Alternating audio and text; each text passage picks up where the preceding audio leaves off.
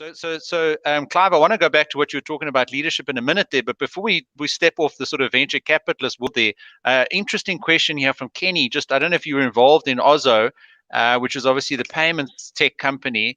They've become obviously quite exponential. I mean, chasing people like PayFast and others, and obviously the banks, eating our lunch and so on. But were you involved there, and what advice, if any, did you give them or similar companies? And maybe from that question or that answer, let's then go into the leadership and the mentorship discussion. So any thoughts on Ozo specifically?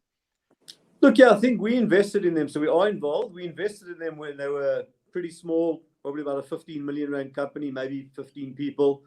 They're now 80 people, and they're doing a significant number larger than when we invested. So they really are. Just something that is common knowledge is their gross merchant value that went through their platform.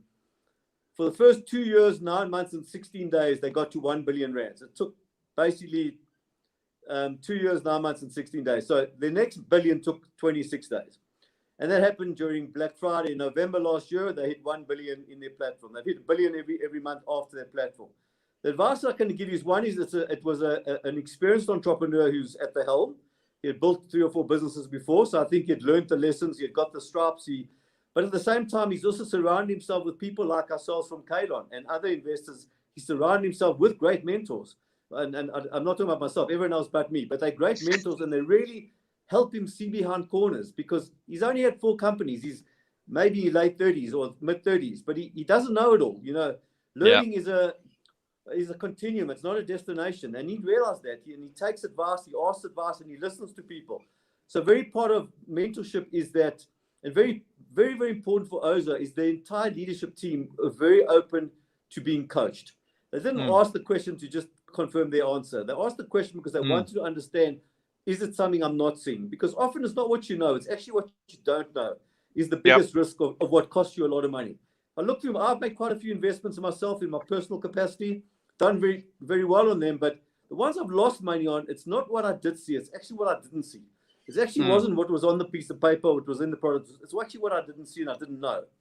So they know what they know and they know what they don't know. And I think that's why they are so successful. They really are a big company now. They continue with this incredible growth. And I must say, we need more Ozos because they got 80 people. We're raising a huge amount of capital now. There'll probably be 100, 200 people in a couple of years' time. And that's what can change the economy. They aren't, look, not every company is going to be an Ozo, but there are lots of Ozos out there. You look at companies like Yoko, which was started in Cape Town. Now they've got 130,000 merchants, which is this POS device that's for SMB small businesses. There's lots of those examples I could give you, which are really great companies that are built in the payment space, in the education space, et cetera, et cetera. So, yeah, Ozo is climbing. Great management team. It's never about an individual. You need a team. At a minimum, and I'll just make this comment for any entrepreneur out there. If you want to be a tech entrepreneur, where there is, good potential outcomes and good exit opportunities, you need to have 2 types of people. You need to have a hustler, so someone that can sell. You've got to have a salesperson, and you've got to have the builder, someone that can build the stuff. So I love the combination of a great engineer and a great salesperson, because you can't have an engineer or just a couple of engineers, in all honesty, because what they'll end up doing is keep on building and building and building because they like building. And the product will never be good enough for them because they want every single feature out there. Even though the market has never told them that they wanted it, they won't even listen to the market. They'll listen to their own intuition. So, and then you need the salesperson who'll go to the market and you'll actually push the engineers to build what the market is talking about, what problems need to be solved in the marketplace.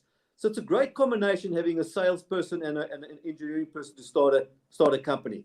I don't want 2 salespeople either, or 3 salespeople.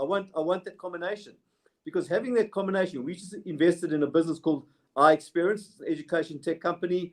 They really are, I think, changing the 4th industrial revolution learning environment with the way they learn and the way they teach and the type of organizations they take and the type of training, which is all 4-hour training. If you're in college, they help you prepare better for university life. If you're in university or college, they help you better prepare for business life, which I think there's a big gap in both those, and that's why we've invested in them. But the 2 entrepreneurs are from both did their engineering degrees at Yale University in the US, but one's an engineer, a great sales engineer. The other one is a great product development engineer, and it's an unbelievable combination together. They are world-class, and we invest in world-class teams. one of the things I always say about Accenture, which I miss the most about being at Accenture, and this is not Accenture, this is Bain, Deloitte, KPMG, PwC, all of them. The quality of the people that you surround yourself with is unbelievable. You're dealing with A+ players all the time. And they say you are the outcome of the people that you spend most of your time with. And I think Peter and I were probably both blessed with spending time with quality people. We know what great looks like. Yep. When I left Accenture, I'll tell you something, I had to get used to not knowing what great looks like. And I want great. I'm not prepared to accept second best. And so I'm a bit of a tough guy now, but second best is not good enough. Mediocrity is not good enough. You've got to be world class if you want to succeed in this entrepreneurial space.